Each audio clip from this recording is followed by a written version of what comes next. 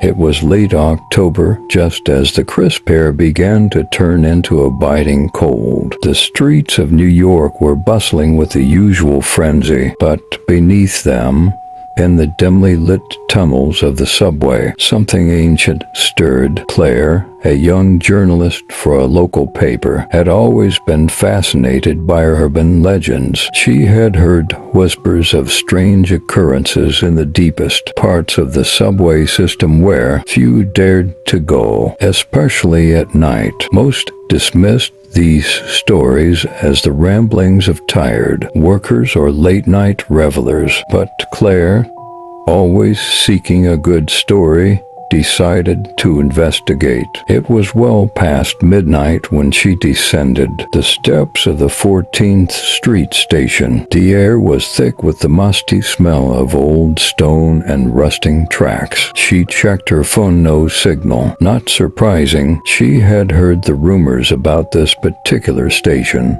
It was one of the oldest, built atop something older than the city itself. As Claire waited for a train that seemed like it would never come, she felt it the unsettling quiet. The usual hum of the city seemed to vanish the deeper she went into the station. She could hear the distant echo of dripping water, but there was something else too, a faint whisper. She looked around but saw no one. The platform was deserted. She stepped closer to the edge of the platform, peering into the dark tunnel. The whispering grew louder, but she still couldn't make out any words. It was as if the walls themselves were breathing, sighing, murmuring something just beyond the reach of comprehension. Suddenly, the lights flickered. Claire's heart skipped a beat. The air felt colder now, almost unnatural. The whispers grew louder,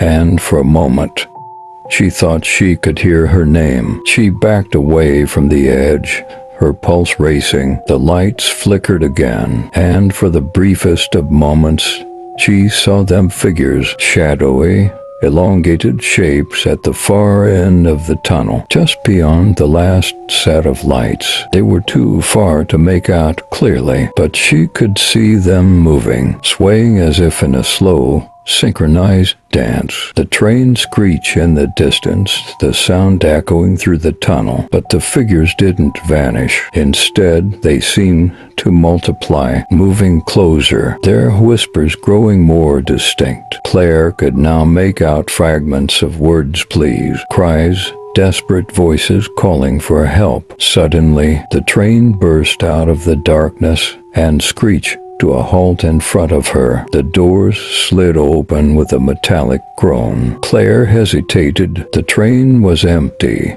yet it hummed with an ominous energy. She glanced back down the tunnel. The figures were gone, but the whispers lingered, wrapping around her like cold tendrils of smoke. With a deep breath, Claire stepped onto the train. The doors closed behind her with a final, deafening thud, and the train jerked forward. The lights inside flickered, casting strange shadows on the walls. Claire moved to sit, but something stopped her. In the window reflection, she saw them again. The shadowy figures were now inside the train. They hovered behind her, their faces indistinct, but their forms growing more solid with each passing second. The whispers returned, louder now, like a chorus of trapped souls. She turned sharply, but the seats were empty. Her heart raced as she moved toward the next car, her footsteps echoing unnaturally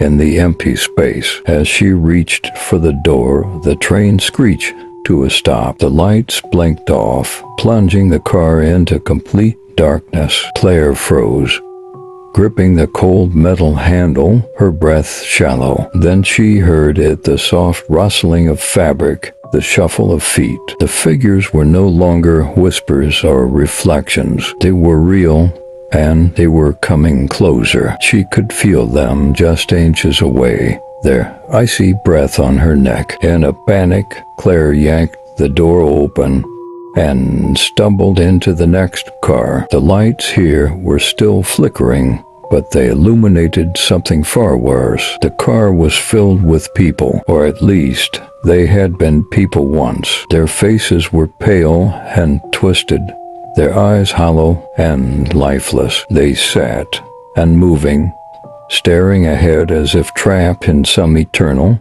silent commute. Claire backed away, her mind reeling. This wasn't possible. She turned to run, but the door behind her had closed on its own. The train jolted forward again, faster this time, hurtling through the dark tunnels. "Help us," it whispered. Claire's blood ran cold. She turned slowly, and there, at the end of the car, stood a single figure. Unlike the others, it was fully formed, its face half hidden in shadow, but she recognized it. It was her. The figure stared at her with eyes full of despair, lips moving silently. "Help me." The lights flickered one last time, and the train screeched to a violent stop. Claire was thrown against the wall, and the lights went out completely. The whispers returned, louder now, a cacophony of voices filling the darkness, and then silence. When the subway operator arrived at the station hours later, the train was empty. Claire was never found, but some say